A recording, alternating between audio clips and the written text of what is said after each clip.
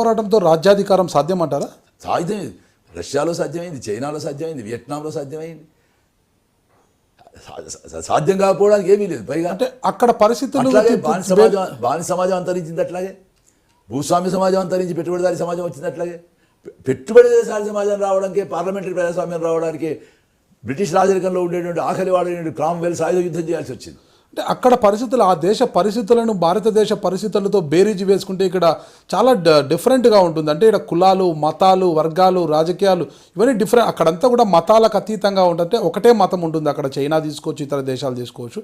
ఇక్కడ ఆ పరిస్థితి అంటే తాడిత పీడిత ప్రజలను ఏకం చేసుకొని సాయుధ పోరాటంతో రాజ్యాధికారం అన్నప్పటికీ కూడా ఇక్కడ భారతదేశంలో ఉన్న ఇంత పెద్ద రాజకీయ వ్యవస్థలో అంటే ఇన్ని వర్గాలుగా ఉన్నదంటూ సాధ్యమవుతుందంటారు? ఇవి మనకుండే అదనపు సమస్యలు తప్ప.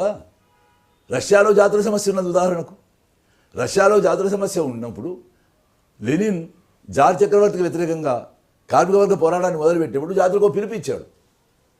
జార్ చక్రవర్తి మన ఉమ్మడి శత్రువు. ఈ ఉమ్మడి శత్రువుతో పోరాడడానికి మీరు మాతో కలిసి రండి, కార్మిక వర్గంతో కలిసి రండి. రేపు జార్ చక్రవర్తిని కూలదోసిన తర్వాత ఇష్టం లేకపోతే మీరు విడిపోవచ్చు. కానీ వాస్తవం ఏమిటంటే అటువంటి విప్లవం విజయవంతమైనాక 1917 నుంచి 1953, 56 వరకు కూడా ఆ జాతులన్నీ కూడా కార్మిక వర్గ నాయకత్వంలో సోవియట్ రష్యాలో కలిసి ఉన్నది. అందుకే యుఎస్ఎస్ఆర్ అది. ఎన్నో జాతులు ఉన్నాయి. ఒక రష్యాలో, ఒక చైనాలో పెద్ద జాతి మాత్రమే ఉండి అట్లయితే వెనుకబాటుతనంతో చూస్తే చైనా చాలా వెనుకబాటు, భారతదేశంతో పోతే చాలా వెనుకబాటు విప్లవం కంటే ముందు.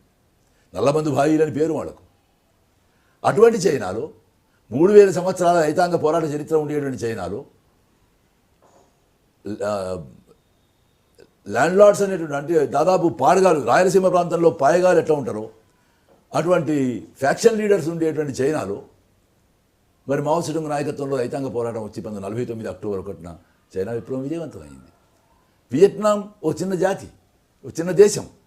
ఆ చిన్న దేశం మొట్టమొదలు జపాన్ చక్రవర్తి ఆధీనంలో ఉండేది.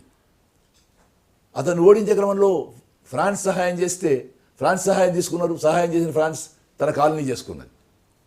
దానికి వ్యతిరేకంగా పోరాడితే సహాయం చేసి అమెరికా తన కాలనీ చేసుకున్నది. చేసుకోవడం మాత్రమే కాదు, రెండో ప్రపంచ యుద్ధంలో వియట్నాం రెండుగా చీల్చేసింది. నార్త్ చైనా, వియట్నాం, సౌత్ వియట్నాంగా. హోచిమిన్ నాయకత్వంలో ఈ కాలం అంతా కూడా, జపాన్ కాలం నుంచి అమెరికా కాలం అంతా కూడా హోచిమిన్ నాయకత్వంలో, కమ్యూనిస్ట్ పార్టీ నాయకత్వంలో వియత్నాం దేశ స్వాతంత్ర పోరాటాన్ని, వియత్నాం జాతి విముక్తి పోరాటాన్ని ఒక విప్లవ పోరాటంగా హోచిమిన్ మార్చేశాడు. రెండు వియత్నాంలు ఏకీకరణ పొందినాయి. కనుక అసాధ్యమైనటువంటి విషయమే కాదు. తెలంగాణ సాయుధ రైతాంగ పోరాటం 3000 గ్రామాలలో 10 లక్షల ఎకరాల భూమిని స్వాధీనం చేసుకున్నది. బీజప్రాయంలో ఎర్ర రాజ్యాన్ని అనుభవించింది. నాయకత్వం ద్రోహం చేసింది తప్ప ఇది ఒక జాతి విముక్తి పోరాటంగా మారి ఉండేది, వియత్నాం జాతి విముక్తి పోరాటంలాగా.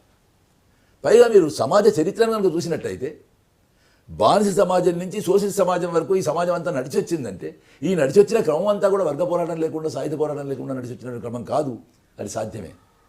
తెలంగాణ లాంటి ప్రాంతంలో 6% అక్షరాస్యత కూడా లేనటువంటి తెలంగాణలో మరి దీపాంచం దూరాన్ని బతికేటువంటి ఒక చైతన్యం ఉండేటువంటి వెట్టి పని చేసేటువంటి మాలమాదుగులు అయ్యా నీ బాంఛనని చెప్పుకునేటువంటి స్థితిలో వాళ్ళే తుపాకు అందుకొని నైజాం రాజులు మాత్రమే కాదు భూస్వాములను కూడా కూలదోస చేయగలిగారంటే అది వర్గ పోరాటంగానే సాధ్యమైంది.